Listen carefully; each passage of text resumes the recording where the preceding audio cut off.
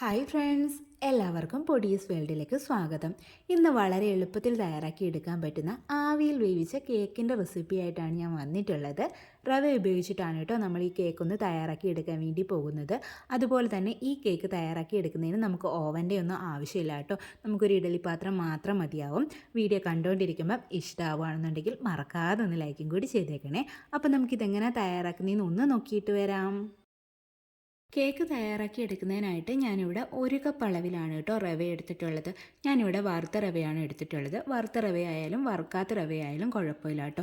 ഇനി നമുക്കിതൊന്ന് പൊടിച്ചിട്ടെടുക്കാം. അതിനായിട്ടൊരു മിക്സിയുടെ ജാറിലേക്ക് ഇട്ട് കൊടുക്കുക. എന്നിട്ടൊന്ന് പൊടിച്ചിട്ടെടുക്കാം. നമ്മളെ കൊണ്ട് എത്രത്തോളം പൊടിക്കാൻ പറ്റുന്നോ അത്രത്തോളം പൊടിച്ചിട്ടെടുക്കുക കേട്ടോ. ഇത് എത്ര പൊടിച്ചാലും നല്ല ഫൈനായിട്ട് കിട്ടത്തില്ല, എങ്കിലും എത്രത്തോളം പൊടിക്കാൻ പറ്റുന്നോ അത്രത്തോളം പൊടിക്കുക. അപ്പോൾ ഇത് ആദ്യം ഞാൻ പൊടിച്ചെടുത്തിട്ട് വന്നിട്ടുണ്ട്. ഇത് നമുക്കൊരു പാത്രത്തിലേക്ക് അങ്ങ് ഇട്ട് കൊടുക്കാം. അതിനുശേഷം നമുക്ക് ഇതേ മിക്സിയുടെ ജാറിലേക്ക് 1/2 കപ്പ് അളവിൽ പഞ്ചസാര കൂടി ചേർത്ത് കൊടുക്കാം. ഇനി ഞാനിതിലേക്ക് ഒരു 3 ഏലക്ക കൂടി ചേർത്ത് കൊടുക്കുന്നുണ്ട് കേട്ടോ. എന്നിട്ട് നമുക്കിത് നന്നായിട്ടൊന്ന് പൊടിച്ചിട്ടെടുക്കാം. നല്ല ഫൈനായിട്ട് വേണം പൊടിച്ചിട്ടെടുക്കാൻ വേണ്ടിയിട്ട്. ഇപ്പം ഏലക്ക പൊടിയാണ് ചേർത്ത് കൊടുക്കുന്നതെന്നുണ്ടെങ്കിൽ ഇപ്പോൾ ചേർക്കണം എന്നില്ല കേട്ടോ.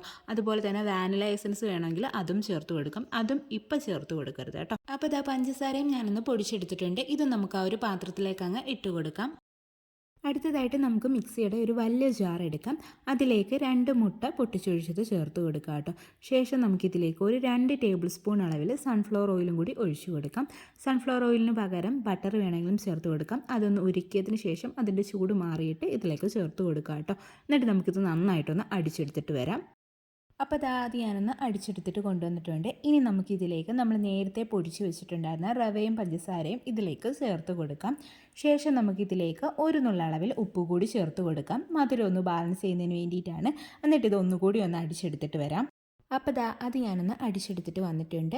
ഇപ്പോൾ ഒരു ഇത്തിരി തിക്കായിട്ടുള്ള കൺസിസ്റ്റൻസിയിലാണ് ഇരിക്കുന്നത് കേട്ടോ. അപ്പോൾ നമുക്കിനി ഇതൊന്ന് ലൂസാക്കിയിട്ട് എടുക്കാം. അതിനായിട്ടൊരു 1/4 കപ്പ് അളവിൽ പാൽ കൂടി ഒഴിച്ചു കൊടുക്കാം. എന്നിട്ട് ഒന്നുകൂടി ഒന്ന് അടിച്ചിട്ട് എടുക്കാം കേട്ടോ. അപ്പോൾ ആദ്യം ഞാൻ അടിച്ചെടുത്തിട്ട് കൊണ്ടുവന്നിട്ടുണ്ട്. ഇത് നമുക്കൊരു പാത്രത്തിലേക്ക് അങ്ങ് ഒഴിച്ചു വെക്കാം. അപ്പോൾ ഈ ഒരു കൺസിസ്റ്റൻസിയിലാണ് കേട്ടോ ഇപ്പോൾ നമ്മുടെ ആ ഒരു ബാറ്ററി ഇരിക്കുന്നത്. നമ്മൾ എടുക്കുന്ന റവയ്ക്ക് അനുസരിച്ചിട്ട് ഈ ഒരു പാലിൻ്റെ അളവിൽ വ്യത്യാസം വരും കേട്ടോ. അടുത്തതായിട്ട് ഞാനിതിലേക്ക് ഒരു 2 ടേബിൾ സ്പൂൺ അളവിൽ ചിരകിയ തേങ്ങ കൂടി ചേർത്ത് കൊടുക്കുകയാണ്. താല്പര്യമുണ്ടെങ്കിൽ മാത്രം ചേർത്ത് കൊടുത്താൽ മതിയാവും കേട്ടോ. പിന്നീട് ഞാനിതിലേക്ക് കുറച്ച് ടൂട്ടി ഫ്രൂട്ടി കൂടി ചേർത്ത് കൊടുക്കുന്നുണ്ട്. ഇത് തന്നെ ചേർക്കണം എന്നില്ല കേട്ടോ. ഡ്രൈ ഫ്രൂട്ട്സ് ഏതെങ്കിലും ഇഷ്ടമുള്ളത് ചേർത്ത് കൊടുക്കാം. കാഷ്യൂനട്ടോ ബദാമോ അങ്ങനെ എന്തെങ്കിലുമൊക്കെ. അതൊന്ന് ക്രഷ് ചെയ്തതിന് ശേഷം മാത്രം ചേർത്ത് കൊടുക്കുക കേട്ടോ. മുഴുവനായിട്ട് ഇട്ട് കഴിഞ്ഞാൽ ചിലപ്പം കുറച്ച് ബുദ്ധിമുട്ടായിരിക്കും. അപ്പം ക്രഷ് ചെയ്തതിന് ശേഷം ചേർത്ത് കൊടുക്കുക. പിന്നീട് ഞാനിതിലേക്ക് ഒരു 1/2 ടീസ്പൂൺ അളവിൽ ബേക്കിംഗ് പൗഡറാണ് ചേർത്ത് കൊടുക്കുന്നത്. അതുപോലെ തന്നെ ഒരു 1/4 ടീസ്പൂൺ അളവിൽ ബേക്കിംഗ് സോഡ കൂടി ചേർത്ത് കൊടുക്കുന്നുണ്ട് കേട്ടോ. എന്നിട്ട് ഇത് നമുക്ക് നന്നായിട്ടൊന്ന് മിക്സ് ചെയ്തിട്ട് എടുക്കാം. ഞാനിവിടെ ഒരു വിസ്ക് വെച്ചിട്ടാണ് മിക്സ് ചെയ്തിട്ട് എടുക്കുന്നത്. വിസ്ക് തന്നെ വേണം എന്നില്ല കേട്ടോ. ഒരു സ്പൂണോ എന്തെങ്കിലും വെച്ചിട്ടൊന്ന് മിക്സ് ചെയ്തിട്ട് എടുത്താൽ മതിയാവും. അപ്പോൾ ആദ്യം ഞാനൊന്ന് മിക്സ് ചെയ്തെടുത്തിട്ടുണ്ട്. അപ്പോൾ ഈ ഒരു കൺസിസ്റ്റൻസിയിലാണ് കേട്ടോ നമ്മുടെ ബാറ്ററി ഇരിക്കുന്നത്. ഇനി നമുക്കിതൊരു കേക്ക് ടിന്നിലേക്ക് അങ്ങ് ഒഴിച്ചു കൊടുക്കാം. ആ ഒരു കേക്ക് ടിന്നിൽ കുറച്ച് ഓയിലൊന്ന് തടവിയിട്ടാണ് കേട്ടോ ഞാൻ വെച്ചിട്ടുള്ളത്. അതിലേക്ക് നമുക്ക് ഒഴിച്ചു കൊടുക്കാം. കേക്ക് ടിൻ തന്നെ വേണം എന്നില്ല കേട്ടോ. നമ്മുടെ കയ്യിലുള്ള സ്റ്റീലിൻ്റെ ഏതെങ്കിലും പാത്രങ്ങളോ അല്ലാന്നുണ്ടെങ്കിൽ ഇഡലി തട്ടിൽ തന്നെ നമുക്കിത് റെഡിയാക്കിയിട്ട് എടുക്കാൻ വേണ്ടിയിട്ട് പറ്റും കേട്ടോ. അപ്പോൾ ആദ്യം ഞാൻ ഒഴിച്ചു കൊടുത്തിട്ടുണ്ട്. ഇനി നമുക്കിതൊന്ന് ടാപ്പ് ചെയ്തിട്ട് എടുക്കാം. ശേഷം നമുക്കിതിൻ്റെ മുകളിലേക്ക് കുറച്ച് ഉണക്കമുന്തിരിയും അണ്ടിപ്പരിപ്പും ടൂട്ടി ഫ്രൂട്ടിയൊക്കെ ഒന്ന് വെച്ച് കൊടുക്കാം കേട്ടോ. ഇനി നമുക്കിതൊന്ന് സ്റ്റീം ചെയ്തിട്ടെടുക്കാം. അതിനായിട്ടൊരു ഇഡലി പാത്രത്തിൽ കുറച്ച് വെള്ളം ഞാൻ ചൂടാക്കാൻ വേണ്ടിയിട്ട് വെച്ചിട്ടുണ്ടായിരുന്നു. അപ്പോൾ വെള്ളമൊക്കെ നന്നായിട്ട് ചൂടായിട്ട് ആവി കയറി വന്നിട്ടുണ്ട് കേട്ടോ. ഈ ഒരു സമയത്ത് നമുക്കിതിലേക്ക് ആ ഒരു കേക്ക് ടിന്ന് ഇറക്കി വെച്ച് കൊടുക്കാം. അതിനുശേഷം അടച്ച് വെച്ചിട്ട് ഒരു മീഡിയം ഫ്ലെയിമിൽ 20 മുതൽ 25 മിനിറ്റ് വരെ ഒന്ന് കുക്ക് ചെയ്തിട്ട് എടുക്കാം കേട്ടോ. അപ്പോൾ ഇപ്പോൾ ഒരു 25 മിനിറ്റൊക്കെ ആയിട്ടുണ്ട്. നമ്മുടെ കേക്ക് കുക്കായിട്ടുണ്ടോ എന്ന് നോക്കാം. അപ്പോൾ നമ്മുടെ കേക്കൊക്കെ ഇവിടെ നന്നായിട്ട് പൊങ്ങി വന്നിട്ടുണ്ട് കേട്ടോ. ഇനി നമുക്കിതൊന്ന് കുത്തി നോക്കാം. എന്തെങ്കിലും വെച്ചിട്ടൊന്ന് കുത്തി നോക്കാം. ഇത് കുക്കായിട്ടുണ്ടോ എന്ന് അറിയാൻ വേണ്ടിയിട്ടാണ്. അപ്പോൾ ക്ലിയർ ആയിട്ട് കിട്ടിയിട്ടുണ്ട്. അതിനർത്ഥം ഇത് കുക്കായിട്ടുണ്ടെന്നാണ്. ഇനി നമുക്കിതൊന്ന് എടുത്ത് പുറത്തേക്ക് മാറ്റി വെക്കാം കേട്ടോ.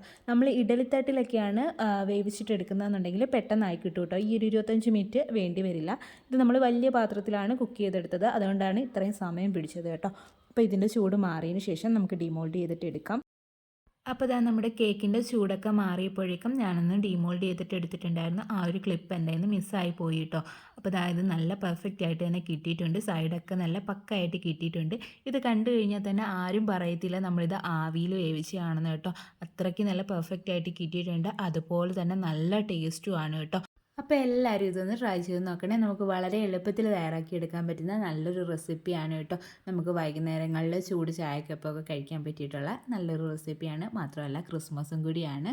ഓവനൊന്നും ഇല്ലാത്തവരും ബേക്ക് ചെയ്യാൻ പറ്റാത്തവരുമൊക്കെ ഈ ഒരു രീതിയിൽ ഒന്ന് തയ്യാറാക്കിയിട്ട് നോക്കണേ.